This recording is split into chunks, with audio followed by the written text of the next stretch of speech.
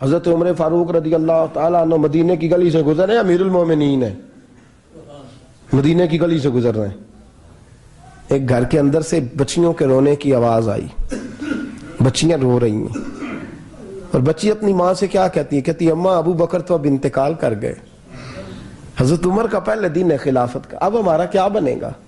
ابو بکر تو وصال کر گئے۔ حضرت عمر فاروق رضی اللہ تعالیٰ عنہ نے رونے کی آواز سنی، دروازے پہ دستک دی، کہا بیٹو کیا بات ہے؟ تو بچیاں کہنے لگیں عمر ہمارے ابا جی ہماری 10-15 بکریاں ہیں، تو ہمارے والد صاحب ان کا دودھ دھو کے بیچا کرتے تھے، گزارا ہو جاتا تھا۔ جس دن ابا جی فوت ہوئے تو اس دن سے لے کر ابو بکر صدیق روز عصر کے بعد آیا کرتے تھے، ہماری بکریوں کا دودھ دھو کے دیتے تھے، کچھ ہم پیتی تھی، کچھ بیچ لیتی تھی، گزارا چلتا تھا۔ جس دن ابو بکر صدیق خلیفہ بنے تو ہم نے جا کے کہا ابو بکر اب کون دودھ دھوئے گا؟ تو سیدنا صدیق اکبر رضی اللہ تعالیٰ عنہ نے فرمایا بیٹے پہلے تو میں مرضی سے خدمت کرتا تھا، اب تو مصطفیٰ کی امت کی نوکری میری ڈیوٹی بن گئی ہے، تو میں آؤں گا۔ بچیاں رو رہی ہیں، حضرت عمر کو بتاتی ہیں، کہتی ہیں ابو بکر چلے گئے ہیں تو ہم پریشان ہیں، یتیم ہیں، لاوارث ہیں، بھائی کوئی نہیں، کون آئے گا، کون دیکھ بھال کرے گا؟ حضرت عمر فاروق گھٹنوں کے بل زمین پہ بیٹھ گئے، ان چھوٹی چھوٹی بچیوں کو سینے سے لگایا، فرمانے لگے میں ابو بکر کا کیا کروں، میرے لیے رستے بڑے مشکل کر گیا ہے، میں اس کے کس بادشاہ وقت ہو کے وہ غریبوں کے گھروں میں آ کے ان کی بکریوں کا دودھ بھی دوتا تھا، امیر المومنین ہو کے یہ رنگ بھی تھا۔ فرمایا بیٹیوں فکر نہ کرنا، جب تک عمر زندہ رہے گا، عمر آتا رہے گا، یہ نوکری کرتا رہے گا۔ کچھ دن بیتے تو حضرت عمر فاروق کو یاد آیا اوہو مدینے میں ایک بوڑھی اماں بھی رہتی ہے جس کا کوئی گھر کا کام کرنے والا نہیں، اور جس بی بی کا کوئی بال بچہ نہیں اور آنکھوں سے بھی وہ نابینی ہے۔ حضرت ابو بکر صدیق رات کے سناٹے میں جایا کرتے تھے، اس کے گھر میں جھاڑو دیتے تھے، یہ بادشاہ ہے، اس کی فقیری کا رنگ دیکھو، اس کو کنویں سے پانی بھر کے لا کے دیتے تھے۔ اور یہ لفظ آپ سنیں گے تو حیران ہو جائیں گے، اس بوڑھی اماں کے لیے نا ایک کونے میں گھر میں دور بار شیر میں ایک جگہ کھود دی تھی جہاں وہ بی بی پخانہ اور پیشاب کرتی تھی۔ امیر المومنین حضرت ابو بکر صدیق رات کو جاتے تھے اور اس کا وہ پخانہ وہاں سے اٹھا کے باہر پھینک کے آیا کرتے تھے۔ اس عورت نے پیغام بھیجا کہ عمر سے کہو میری بھی ڈیوٹیاں تو نہیں سر انجام دینی ہیں۔ عمر فاروق ساری رات کام کرتے، سناٹا گہرا ہوتا تو جھاڑو دبایا ہے بغل میں اور عمر فاروق نکلے ہوئے، اس بی بی کے گھر میں جھاڑو دیا جا رہا ہے۔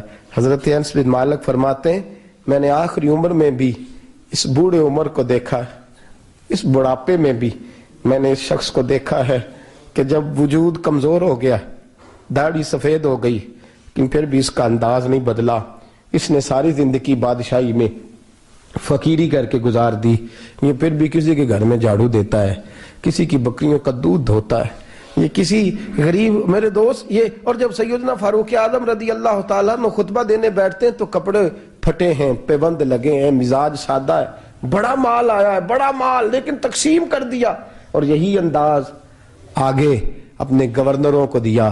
حضرت سعید بن عامر رضی اللہ تعالیٰ عنہ آپ کے گورنر ہیں، حمص کے گورنر ہیں۔ جب لسٹ آئی نا غریبوں کی، حضرت عمر نے کہا کہ حمص کے جتنے غریب لوگ ہیں ان کی لسٹ بنا کے بھیجو، ان کو چندہ لگانا ہے۔ تو 17ویں 18ویں نمبر پر حضرت سعید بن عامر کا نام بھی آ گیا، گورنر صاحب کا۔ تو حضرت عمر نے سوچا شاید کوئی اور سعید بن عامر ہے، فرمانے لگے یہ کون ہے؟ جس کی ڈیوٹی لگائی تھی اس سے کہنے لگے یہ سعید کون ہے؟ تو کہا حضرت جی ہمارے صوبے کا گورنر۔ تو فرمایا اس کی لسٹ فقیروں میں؟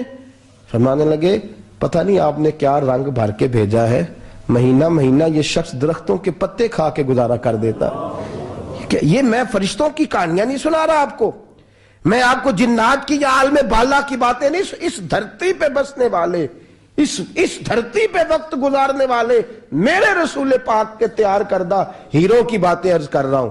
حضرت عمر گئے ایک دفعہ، کہا مجھے بتاؤ تمہارا گورنر کیسا ہے؟ تو حمص کے لوگ کہنے لگے ہمیں اپنے گورنر سے 4 شکایتیں۔ کون کون سی؟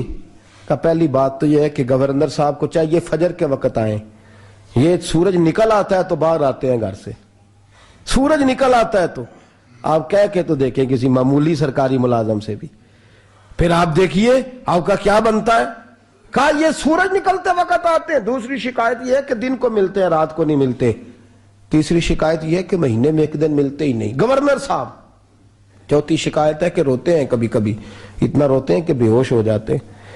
حضرت فاروق اعظم نے کھڑا کر لیا, فرمایا سعید تیری شکایات آئی ہیں. کہ حضور حکم. فرمایا سنا ہے, پہلے تو فجر کے وقت آ جاتا تھا لوگوں کے مسائل سننے, اب تو سورج نکلتے وقت آتا ہے.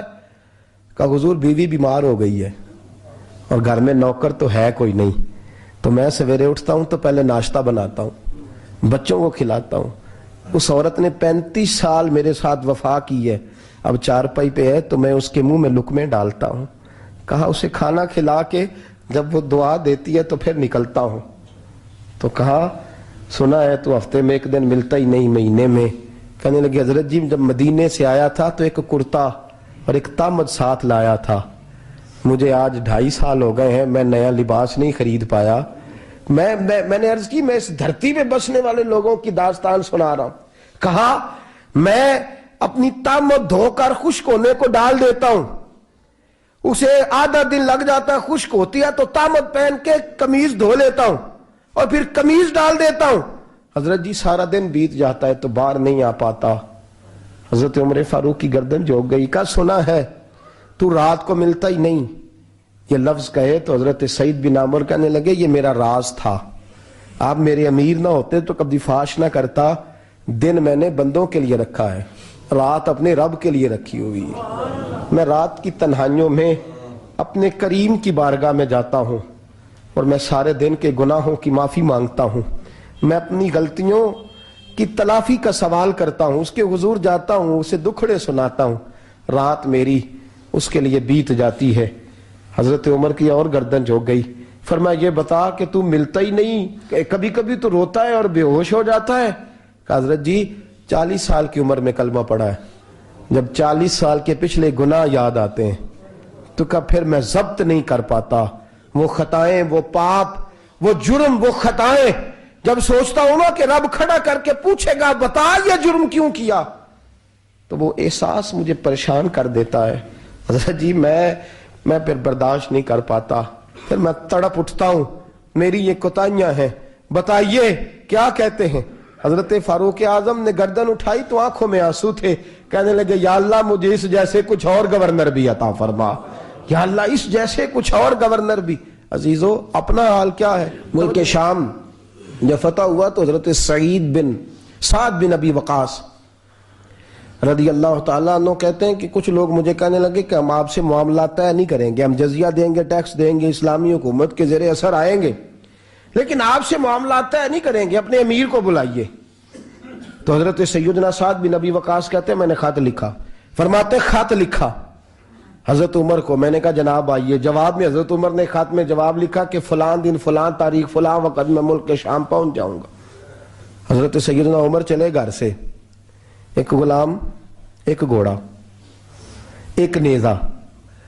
حضرت فاروق اعظم نے کچھ کھجوریں, خشک کھجوریں, کچھ سرکہ باندھ کے رکھ لیا رستے میں کھانے کو.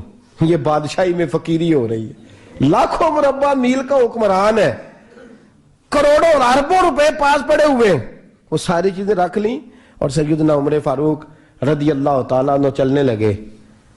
اب غلام سے کہنے لگے بھئی میرا گھوڑا ذرا ماڑا ہے, کمزور ہے, طے کر لیں, اتنے میل تو گھوڑے پہ بیٹھے گا, میں پیدل چلوں گا, پھر اتنے میل میں گھوڑے پہ بیٹھوں گا, تو پیدل چلے گا.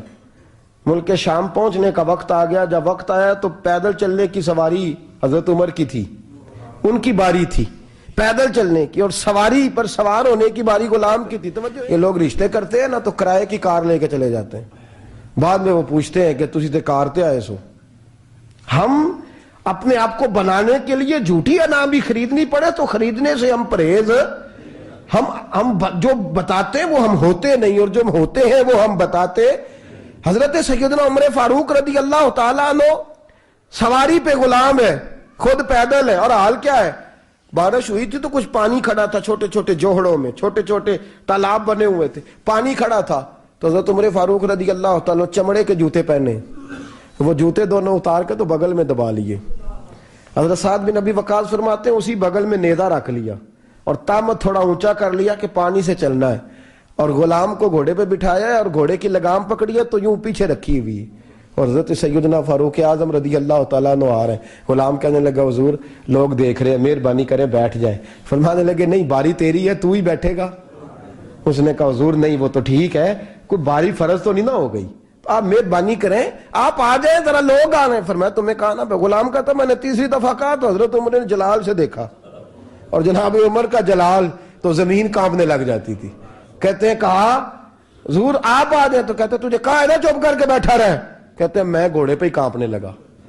غلام اب حضرت سعد بن ابی وقاص کہتے ہیں سورج غروب ہو رہا تھا، شعائیں پانی میں پڑ رہی تھی، حضرت عمر پانی سے، میں نے غور سے دیکھا تو دوڑا گیا، جا کے نا بچے نہیں مشورہ دیتے ابا جی کو، ابا جی انج نہیں کریدا، دور بدل گیا جے، کہتے میں دوڑا گیا اور جا کر کے حضرت سیدنا عمر فاروق کو کہا حضور مہربانی کریں، ٹھیک ہے آپ کی درویشی سے کون آگاہ نہیں، وزیر کھڑے ہیں، سفیر کھڑے ہیں، بڑے بڑے عمرا، بڑے بڑے ملکوں کے حکمران ہیں، آپ مہربانی کریں یہ تامت ذرا نیچا کریں، اور جوتا پہن لے، اگر خراب ہو گیا تو اللہ نیا بھی دے دے گا، اور مہربانی کریں ذرا غلام کو کہیں نیچے آ جائے۔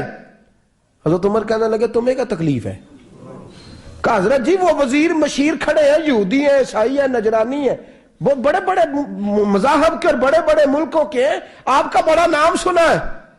حضرت سیدنا سعد بن ابی وقاص فرماتے ہیں میرے ساتھ اتنا ترش رویہ حضرت عمر کا پہلے کبھی نہیں ہوا، کہتے ہیں ماتھے پہ شکن آیا اور کہنے لگے تجھے تیری مار ہوئے، ان 4 لوگوں کے لیے میں اپنے نبی کا طریقہ چھوڑ دوں، ان 4 دنیا داروں کے لیے نبی پاک کا طریقہ چھوڑ دوں؟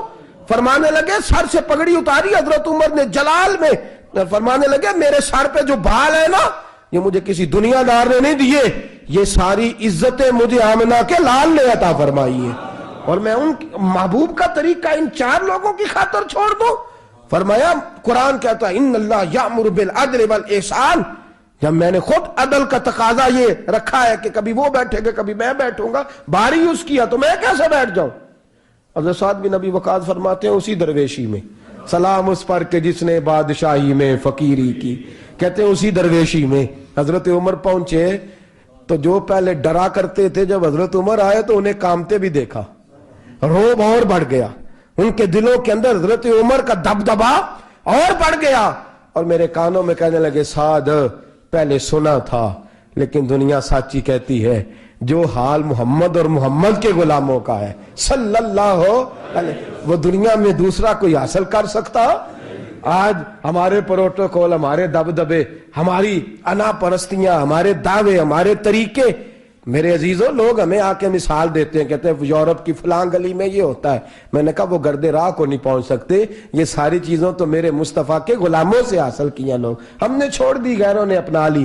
خدارا اپنی زندگی میں تبدیلی لائیں، درویشی، سادگی، بے تکلفی، یہ زندگی حسین ہوتی ہے، یہ زندگی سکون والی ہوتی ہے، یہ زندگی اچھی ہوتی ہے، یہ فرحت اور تازگی والی ہوتی ہے۔ اپنے آپ کو ان تکلیفوں اور آلائشوں میں مبتلا نہ کریں، اگر اللہ مال دے، عزت دے، دولت دے، اللہ تعالیٰ نفاست عطا کرے تو پھر اپنے آپ کو سادہ کریں، آزاد کریں، کھلی ہوئی کتاب بنا کے اپنے آپ کو رکھیں۔ مجھے ایک بچہ کہنے لگا حضرت جی جب بھی آتے ہیں آپ کہیں بیٹھے مل جاتے ہیں، ہم کسی کو لا کے کہتے ہیں جناب حضرت جی بڑے مصروف ہیں اور آپ یہاں آگ تاپ رہے ہیں جلا کے، مہربانی فرمائیں۔ میں نے کہا یار 2-4 دن تو بن سور کے بیٹھنا بندے کے لیے آسان ہوتا ہے، سارا دن ملمہ سازی کر کے رکھنا اتنا آسان کام ہو تو ویسے بھی بندہ جو ہو وہ نظر آئے تو اس کے لیے زیادہ بہتر ہوتا ہے، جو ہو وہ دکھائی دے، وہ زندگی آسان ہو جاتی ہے، بہتر ہو جاتی ہے۔ اور ویسے بھی جو کھلی ہوئی کتاب ہوتی ہے اس میں لوگ مشکوک نہیں ہوتے، جو بندی ہوئی ہوتی ہے نا اس میں لوگوں کو خبر نہیں ہوتی کہ نہ جانے یہ کیا معاملہ ہے۔ میرے عزیزو اپنے آپ کو بے تکلف بنائیں۔ بے تکلف سے مراد یہ نہیں کہ جیسے بے تکلفی ہم نے ایک غلط چیز کا نام بے تکلفی رکھ دیا ہے کہ جو آدمی بات پہ ٹھٹھا کرے، بات میں مذاق کرے وہ بے تکلف ہوتا ہے، یہ تو بے تکلفی اسلام اس کو پسند ہی نہیں۔ بے تکلفی سے مراد یہ ہے کہ جھوٹی انا نہیں بنائیں، جھوٹے معاملات اپنے گرد نہیں اوڑیں۔ اپنی اگر اللہ آپ کو بہت زیادہ مال و دولت دیتا ہے تو جتنا وہ مولا رومی کہتے ہیں جتنا ٹہنی پہ پھل زیادہ لگتا ہے نا اتنی وہ ٹہنی جھک جاتی ہے، جو اکڑی ہوتی ہے سمجھو وہ خالی ہوتی ہے۔ اگر آپ پھلدار ہیں تو پھر آپ کو جھکے، پھر آپ کو با اخلاق ہونا چاہیے، با مروت ہونا چاہیے، پیار والا ہونا چاہیے۔ زندگی میں اس چیز کو ضرور اپنائیے، بڑے لوگ وہی ہوتے ہیں جن کا کردار بڑا ہوتا ہے، بڑے وہی ہوتے ہیں جن کی بات بڑی ہوتی ہے، کوئی باتوں سے اور پروٹوکول سے کبھی بڑا نہیں ہوتا، ہمیشہ مدحت خیر الانام میں گزرے، دعا ہے یوم اور درود و سلام میں گزرے، آخر دعویٰ الحمدللہ۔